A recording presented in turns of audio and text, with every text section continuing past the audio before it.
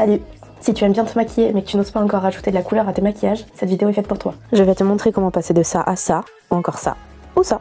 Le premier produit que tu peux utiliser, c'est les produits lèvres. Tu peux partir sur un rouge à lèvres qui va tirer sur le bordeaux ou sur le orangé, ou partir sur un baume à lèvres ou une huile qui vont être moins vifs, ou un gloss qui va juste venir ajouter de la couleur légèrement.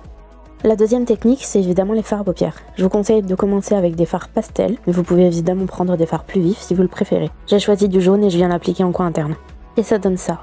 Si vous préférez une option plus lumineuse, vous pouvez partir sur des fards irisés ou pailletés avec des reflets colorés. Ça marche aussi avec des highlighters. Dans ce cas, je vous conseille plutôt de l'appliquer au doigt, ça rendra mieux au niveau des paillettes. Là, j'ai choisi un fard pailleté à reflet bleu.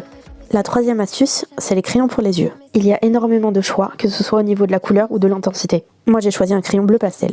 La quatrième technique, c'est le liner. Si vous n'avez pas de liner, vous pouvez utiliser un fard à paupières et un pinceau.